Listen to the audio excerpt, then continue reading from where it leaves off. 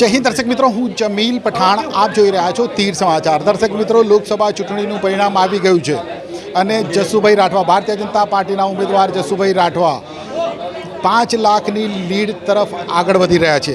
ત્યારે અત્યારે આ જે જમાવડો જોઈ રહ્યા છે, જસુભાઈ રાઠવાના નિવાસ સ્થાને આ જમાવડો જોવા મળી રહ્યો છે।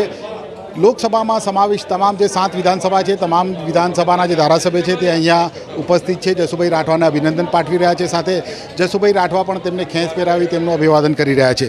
ત્યારે આપણી સાથે મોજૂદ છે છોટાઉદેપુર વિધાનસભાના ધારાસભ્ય રાજેન્દ્રસિંહ રાઠવા। રાજેન્દ્રસિંહ રાઠવા, આપ છોટાઉદેપુરના ધારાસભ્ય છો અને અત્યારે જસુભાઈ 5 લાખની લીડ તરફ આગળ વધી રહ્યા છે। કહી શકાય કે પરિણામ હવે સ્પષ્ટ થઈ ચૂક્યું છે, શું કહેશો?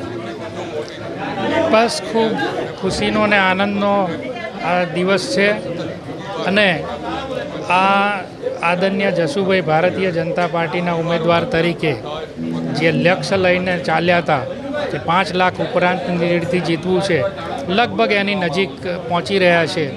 એટલે હું સૌને ખૂબ ખૂબ અભિનંદન પાઠવું છું। સાથે સાથે આ જીત માટે આ છોટાઉદેપુર લોકસભાના અને ખાસ કરીને અમારી છોટાઉદેપુર વિધાનસભાના જે મતદાર ભાઈઓ બહેનો, કાર્યકર્તાઓ, આગેવાનો, નેતાઓ, સૌ સમાજના શ્રેષ્ઠીઓએ ખૂબ સાથ આપ્યો છે। એ બદલ છોટાઉદેપુર લોકસભા સહિત છોટાઉદેપુર વિધાનસભાના મતદારોને પણ ખૂબ ખૂબ અભિનંદન આપું છું અને એમને વંદન કરું છું। બિલકુલ, તો આ હતા રાજેન્દ્રસિંહ રાઠવા।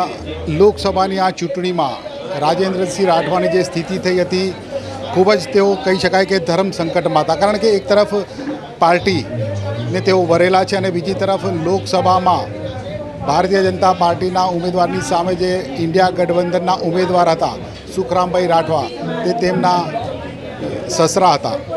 ત્યારે એટલા માટે જ મેં કહ્યું કે ખૂબ ધર્મ સંકટની સ્થિતિમાં તેઓ હતા, પરંતુ તેમણે પાર્ટીનું ખૂબ જ પ્રામાણિકતાથી કામ કર્યું અને ભારતીય જનતા પાર્ટીના જે ઉમેદવાર હતા જસુભાઈ રાઠવા, તેમને જંગી બહુમતીથી જીતાડવા માટે તેમણે એડી ચેપુલનું જોર લગાવ્યું છે અને આજે તેમની જે મહેનત છે તે સફળ થઈ છે। ધન્યવાદ। છોટાઉદેપુર સહિત રાજ્ય, દેશ અને દુનિયાના સમાચાર જોવા માટે સબસ્ક્રાઈબ કરો તીર સમાચાર અને બેલ આઇકોન જરૂર દબાવો।